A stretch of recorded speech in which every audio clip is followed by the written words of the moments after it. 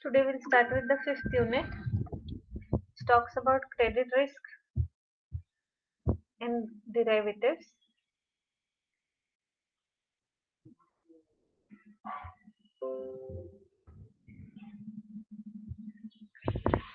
Is the screen visible?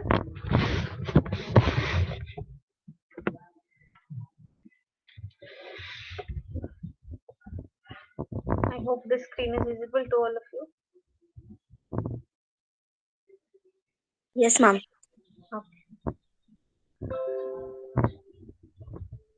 So the fifth unit talks about credit risk and credit derivatives. So these are here we'll discuss a few instruments that will help us to avoid the credit risk. That means the risk of default.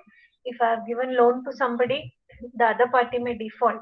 If I want to avoid that risk, what kind of derivatives instruments are available and how we can trade into them.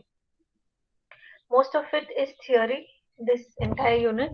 Only we will have one or two sums on value at risk, which will come at a later stage. First two classes or three classes will be theory, and this theory is very, very important from maybe practical point of view also. Once you join any company, there, if you are into finance department and they put you into derivatives department, basically they put you into derivatives, they these all things actually will be done there. So when they give you training and all, if you know the basics and you know this theory, you can ask advanced questions in your training sessions. So companies, big companies like Northern Trust, ENY, BNY Mellon, these people have different processes for derivatives. If you are going into that process, this will actually help you. Plus, from exam point of view, it is important as uh, theory from this unit basically comes for 10 marks and 7 marks both. So totally around 17 marks. Plus, if you get a sum on value at risk, that is another added thing. So it's important to know all these kind of credit risk derivatives. So I wish all of you are in a very fresh mood early morning and all of you are listening carefully. Now, what is credit risk? Credit risk arises from the possibility that borrowers and counterparties in derivative transaction may default. So, as I told you, if I am the borrower and Vinanti is giving me loan, Vinanti has a credit risk that I may default. So, credit risk is a risk where the default of borrower is assumed by the other party. So, Vinanti feels, okay, ma'am may default and she may not pay me my money back. So, that is credit risk that Vinanti is carrying.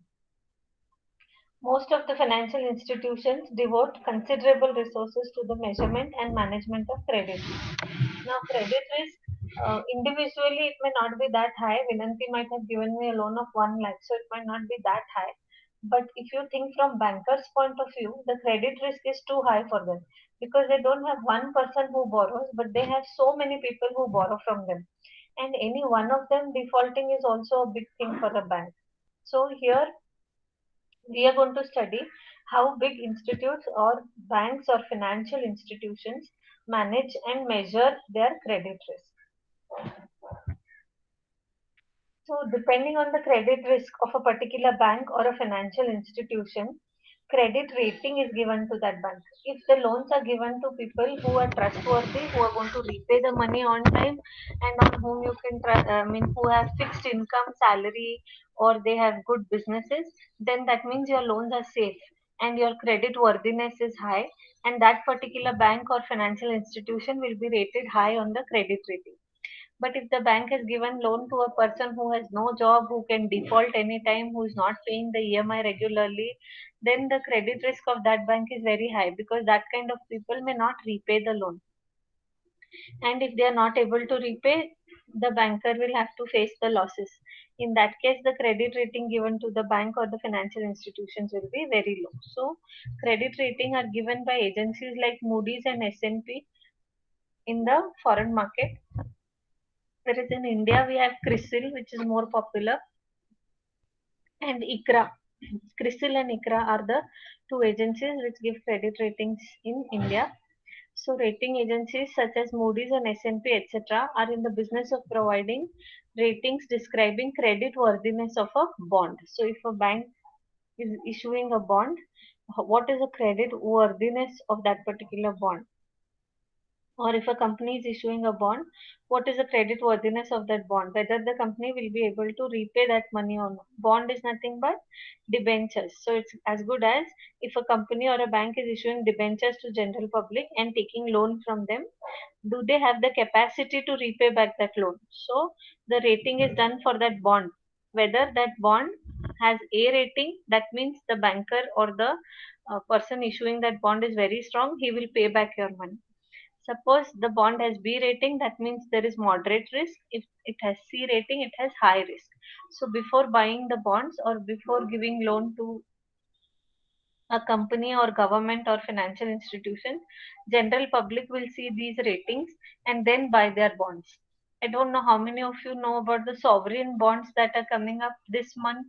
3 times they were being issued. Still, in the last week of this month, there is another issue. Those are gold bonds actually, which are issued by Government of India.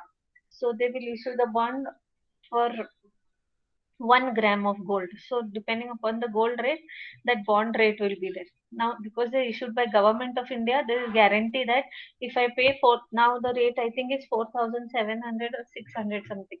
If I pay 4,600 and buy that bond, it is as good as I have bought 1 gram gold and kept with me, but in the paper form. It's not the actual gold. And the bond will be there for 5 years period or 1 year or 2 years, depending upon the tenure. Now, for that much period, that bond will give me interest rate. And after the maturity, whatever is the market value of the gold, I will get that. So I have bought one bond which is worth 1 gram gold. So suppose after 5 years, 1 gram gold value in the today it is 4,600. Suppose after 5 years it is 5,600.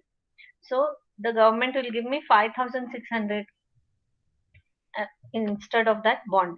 So these are government bonds, which is sovereign bond we call, which is on gold. Depending upon the gold price, the bond price, market price of the bond keeps fluctuating. Okay, so like that, there are bonds that are issued by bankers or companies to take loan from general public. So people like you and me, when we are buying this kind of bonds, we check the credit ratings. It's not necessary that only you and me buy the bonds. Even if government issues bonds, a banker can also buy those bonds. A huge amount can be given by bank to government and bonds can be taken. So these ratings are very important to understand whether the bond is safe, moderate, or very risky. S&P gives rating as AAA is the best rating. After that, they give AA, A, then triple B, double B, B, and last is the triple C rating, which is for a very risky bond. Whereas for Moody's, it is same, but the alphabet capital letter and then small letter A they are using. So AAA, AA, again B, and C AA is the rating that they are giving. Bonds with the ratings of triple B or BAA are above and above are considered to be investment grade. That means they are safe and you can invest in them. The default risk is very low for bonds which have rating above triple B. That means either triple A, double A, or triple B. Such kind of rating bonds are really good. Anything below triple B, the risk starts there. I hope that was clear. Any doubts?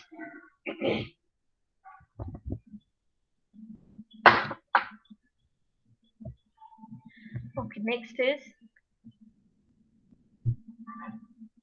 historical default probabilities. Historical data provided by rating agencies are used to estimate the probability of default. So here what they are trying to show you is, in if you could see here the years from 1970 to 2003 data this is. So they are trying to show you what was the default probability of differently rated bonds. Like if it is a AAA rated bond, it will not default in the first year. The default probability is 0. It will not default in the second year also, third also. Fourth year, there is hardly 4% chance that the bond will default. When the bond reaches fifth year, there is 12% chance. So like this, these are the default probabilities. So a good rated bond will not default in the initial days. It will stay for long run and the default probabilities will be very low. But if you look at the badly rated bond, suppose the rate of the bond is CAA, such bond, In the first year only, the chance of the bond getting defaulted is 23%. Second year it is 37%, and then 48, 55. Now these are cumulative rates. Okay, this is not 55% in fourth year. Addition of all this cumulatively, it has become 55. So here at the title also I've written, see, cumulative average default rate. So getting added. So 4% in the fourth year, 12% in the fifth year means 12 minus 4. How much in the fifth year? 8%. So this is addition. This 12 includes this 4. And here 29 includes this 12. So it is cumulative rate that they have given. Okay. So these are the bonds and how they are going to, what are the default probabilities. So the next 10 years period, if you're buying them, is what you can see the historical data and predict whether the bond is good or bad, whether it will have default or not. Now, a good rated bond will have lesser default probabilities initially and later it will increase. But if you look at a bad rated bond, initially it will have higher default and later it will reduce. I'll show you in the next slide.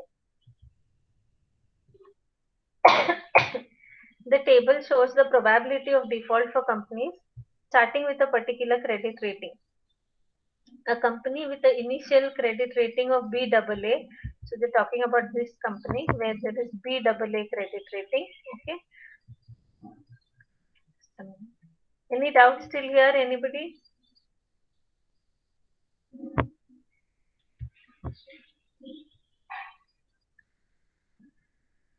I hope all of you are understanding and it's clear.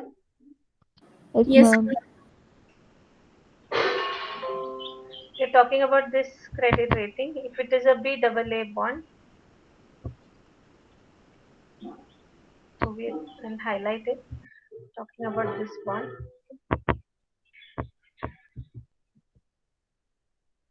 So a company with the initial credit rating of BAA has a probability of 0.20% of defaulting by the end of first year. So you can see here 0.20 is the default probability by the end of first year and 0.57% by the end of second year. So by the end of second year it is 0.57.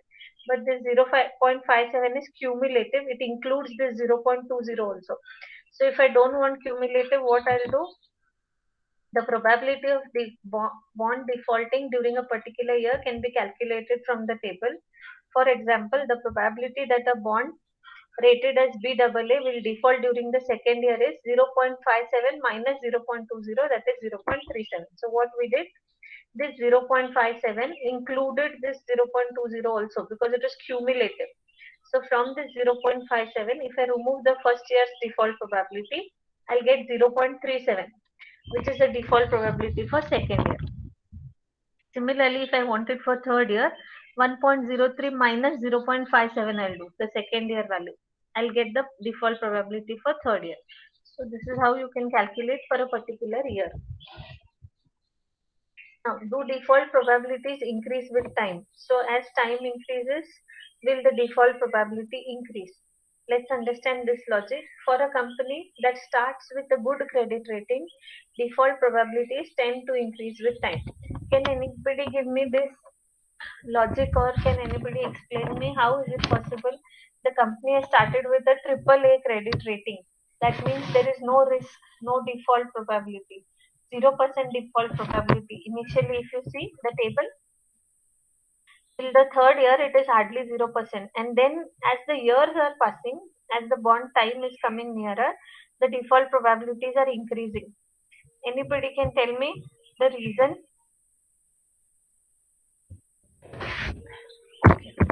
I will tell you the reason for it. See, when a bond starts very well, initial years everybody will be confident that nothing is going to happen.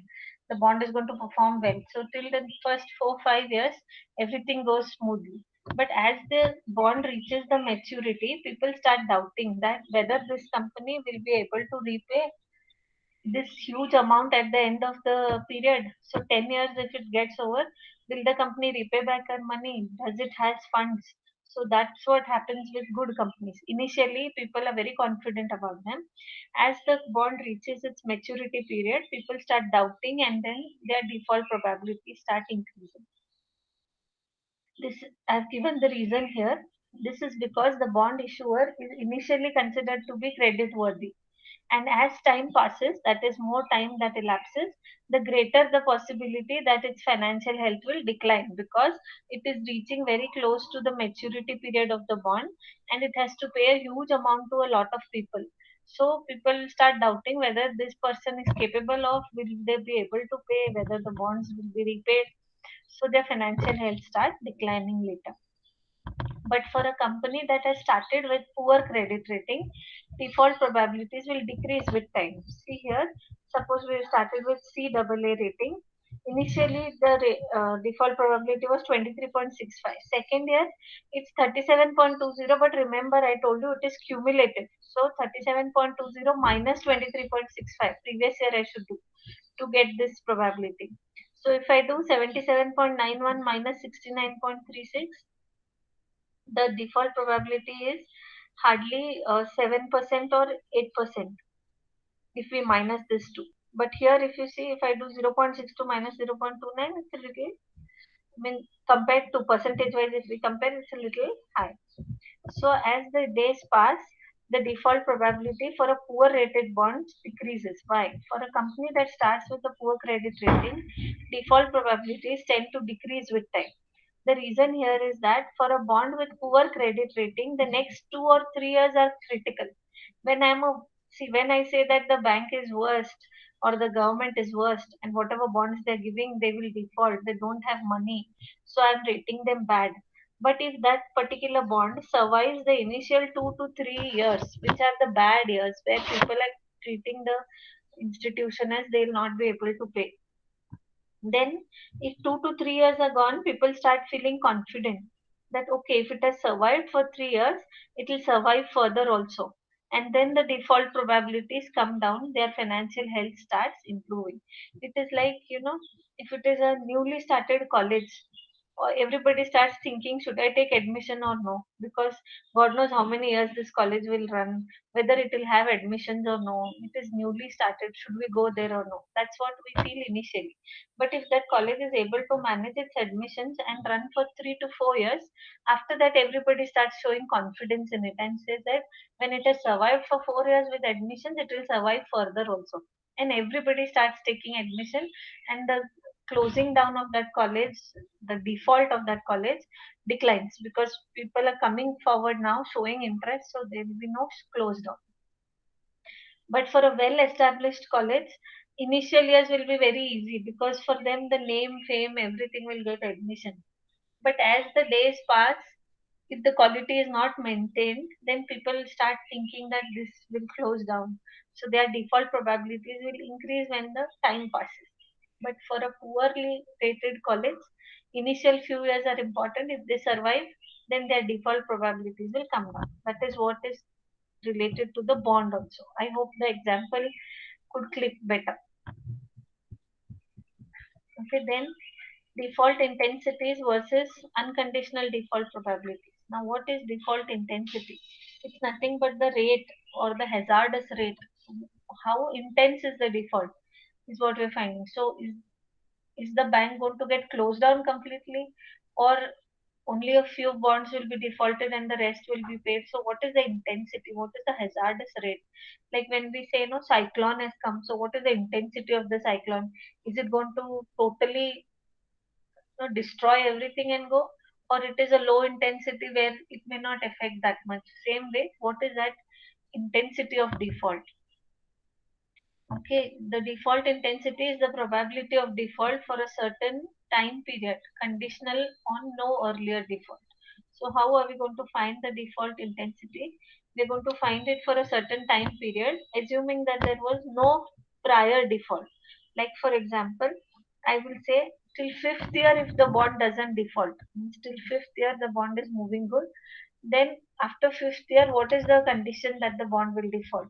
Depending on that, the intensity depends. So just understand here, we are bothered about a certain time period. If for that time period the bond survives, the intensity is comparatively low. But if it doesn't, then the default intensity is high. The unconditional default probability is the probability of default for a certain time period as seen at time zero. So what's the difference between these two? The first one says for a few years the bond should be there, it should not default. So it is looking at the past data and telling you how intense, what is the intensity of default in the future.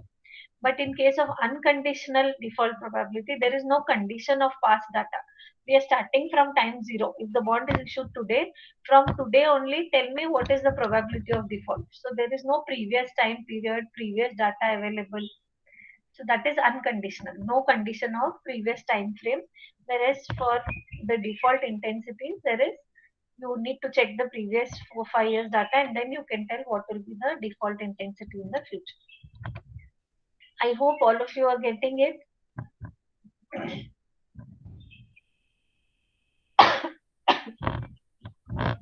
The next that we'll discuss is the recovery rate. Now, what is the recovery rate after the bond defaults? Now, suppose all of us have bought 100 rupees, one bond from ABC Bank. Okay. Now, the ABC Bank has defaulted. That means it says, I don't have money, I cannot pay. So, when the bank defaults, not necessary that I will lose my full 100 rupees. The bank may say, see, of, of 100 rupees bond, I can pay 60 rupees to each one of you. So, the recovery rate is how much? 60%. So that means even if the company is defaulting, 60% of the money that I have invested, I'll be able to recover because the company will close down, it will sell all its assets, and the government court will come into picture. And when their assets are sold, whatever is the money will be given to the bond holders first, that is the debenture holders first. So around 60% maybe is the recovery rate, is what I can claim. So that is what is recovery rate. Even after default, if you're receiving some money, how much is that? What is the percentage of that recovery? The recovery rate for a bond is usually defined as the price of the bond immediately after default. So immediately after default, what will be the price of the bond? And it is the percent of its face value. So a 100 rupee bond may become 60 rupees after default. So it is 60%. So I'm saying 60 divided by 100. So 60% I will recover. Some claims typically have priority over other claims and are met more fully. Now, in bonds also, if yours is a triple A rated bond, you may recover around 80%. If it is a triple B rated bond, you may recover 60%. If it is a triple C rated bond, you may recover only 30 to 40% because depending upon the rating, the risk relies. So, if it is a good rated bond but still it defaults, recovery rate will be high because it was a good company bond and the company will be having funds after selling all its asset to pay back. But if it is a badly rated bond, then you may receive a very less, 30 to 40% only maybe a recovery rate or even 5 to 10%. Recovery rate is significantly negatively correlated with default rates. So if your default rates are high, your recovery rate will be less because initially only you know company is going to default, it's a bad company, it has a C rating. So what I will recover from that? Very little. So recovery rate and default probabilities are inversely related. If the default rates are very high, you know the company is going to close down, you'll recover very little. But if the default rate is less, you know company will sustain, it will survive, it's not going to close down, then your recovery percentage increases. How to find the recovery or estimated default probabilities, how to find the default probability using bond price. So this is a formula that is used. We'll not have sums on this, just to give you a basic this. And doing one small sum in the next slide only. Average default intensity over life of a bond is approximately calculated by h is equals to s divided by 1 minus r, where s is the spread of the bond's yield over the risk free rate. So S is nothing but what, how much the bond is earning compared to the risk-free rate. Risk-free rate is the rate of government bonds. So suppose risk-free rate is 5% and the bond is going to give you 8%. So S is the difference between that. Bonds yield 8% minus risk-free rate 5%. So 3% is your spread. That means you are going to earn 3% more, divided by 1 minus R. R is the recovery rate. So even if the bond defaults, you should know the recovery rate. So suppose that we say if the bond defaults, the recovery rate is 50%. So that means I'll take R as 50%. H is the default intensity. So H is nothing but if you divide spread, that is how much extra you're earning over the risk-free rate with the recovery rate, you will get the intensity of default. How much percentage or probability is there that the bond will default. So here is a small example. Consider a bond that yields 200 basis points. 200 basis points means 2%. Okay, more than a similar risk-free bond. So they have directly given you the value of S. Instead of giving you risk-free bond and the risky bond, two rates and U minus, they are telling you that suppose a bond will earn 2% more than a risk-free bond. That means the S value is 2%. And the expected recovery rate of that bond after default is 40%. So what is the formula? Spread, that is 2% S divided by 1 minus the recovery rate. So recovery rate is 40%, which is 0.4. So 0.02% divided by 1 minus 0.4. 3.33% is your default intensity. Here, no, they calculated in the first table I showed you is default rates. How did they calculate it? By using this formula. So what 3.33% is the chance of default of your bond on a particular year, which year these rates are given. Okay, so how to find the default probability is this formula. I hope it is clear till here. Any doubts, please ask.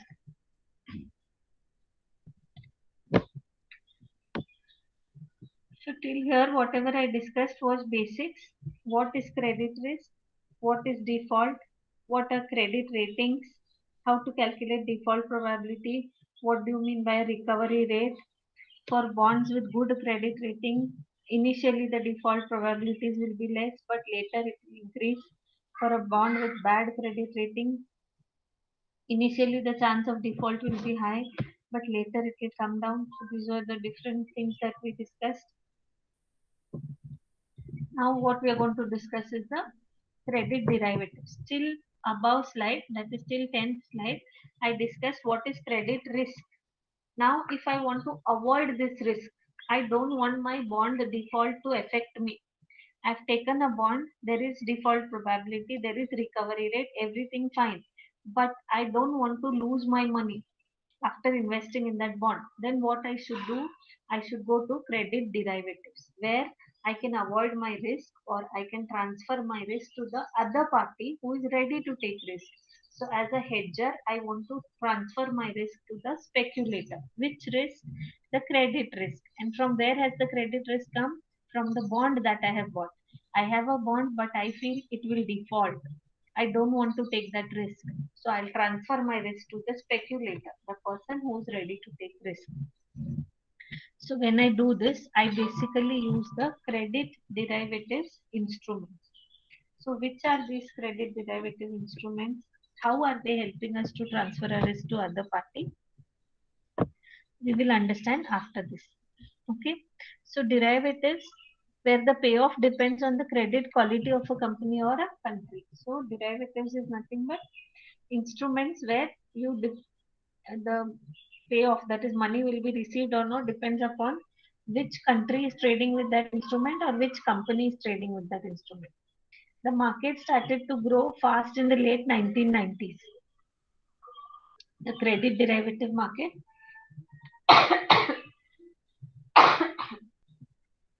till 1990s it was growing very slowly. Beyond that it started to grow very fast. By 2003, the notional principal total $3 trillion. So till 2003, almost for $3 trillion there were derivative instruments available and people were trading in that. Credit derivatives allow a company to take credit risk in much the same way that they trade market risk. So credit derivatives is similar like the futures and forwards where you buy on shares. Here you are dealing with the loans or bonds where you want to avoid your credit risk or your default risk. The very first instrument I am discussing now, please concentrate all of you.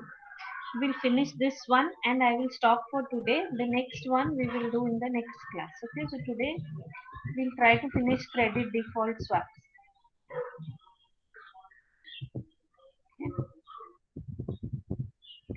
So let's start with the first.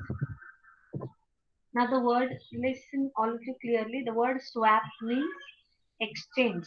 And when are we going to exchange? When there is default. So I am saying if my bond defaults, I will swap it. Credit default swap. Okay. The most popular credit derivative is the credit default swap.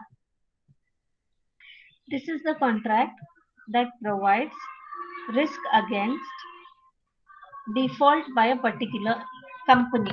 The company is known as the reference entity and a default by the company is known as the credit event.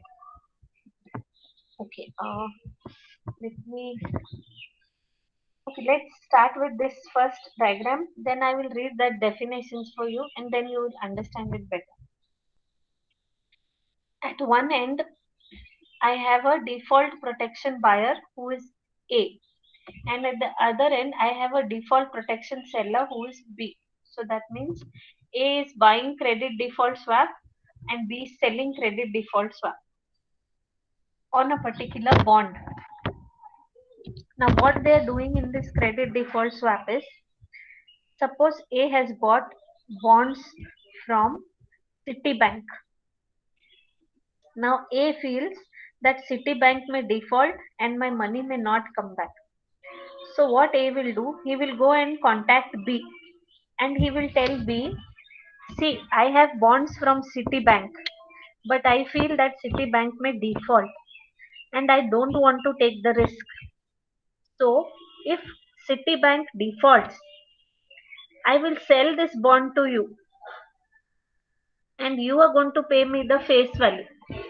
Okay, so suppose that bond's face value was $100. A has taken that bond and A has also taken protection against default for that bank from B.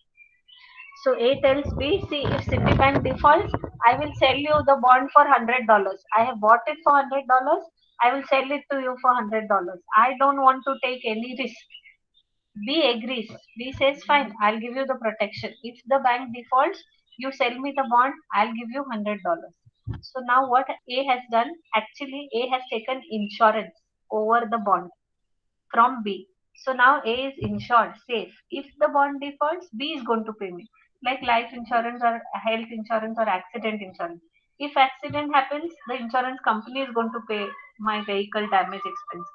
If anything happens to my health, the insurance company is going to pay my hospital bills.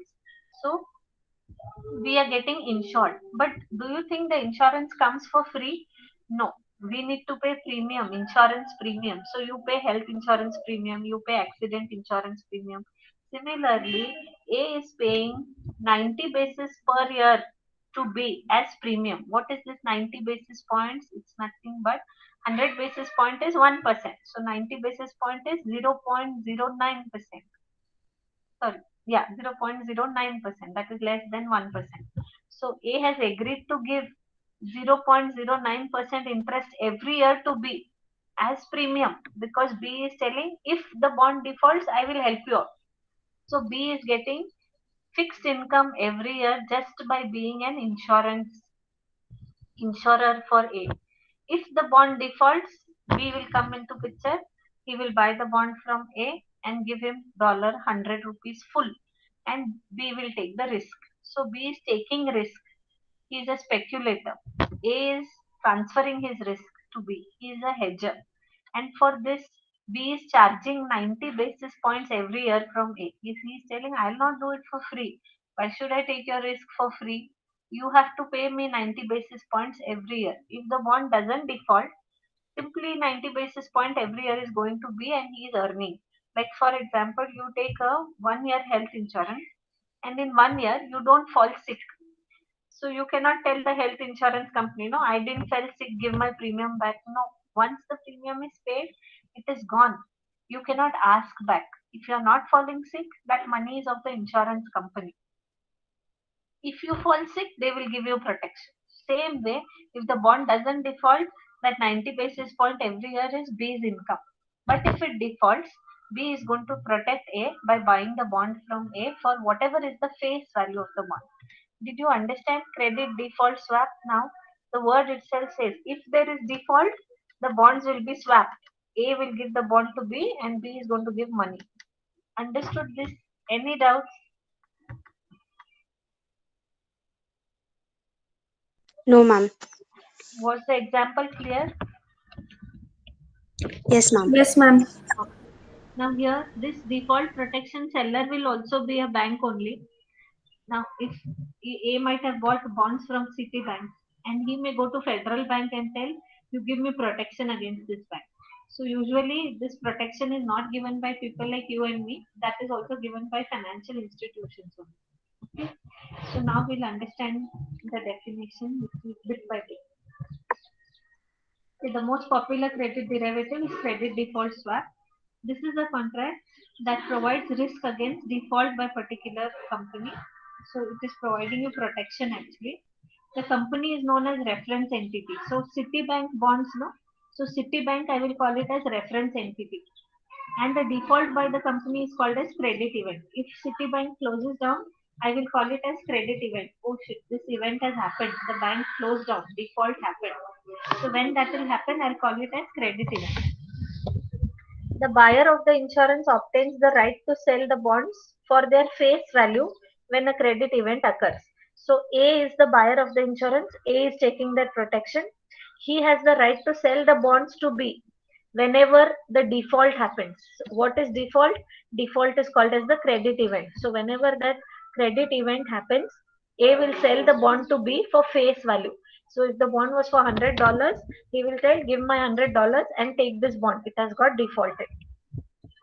And the seller, that is B, agrees to buy the bond for their face value. So B says, okay, if it defaults, I will take the bond from you for $100.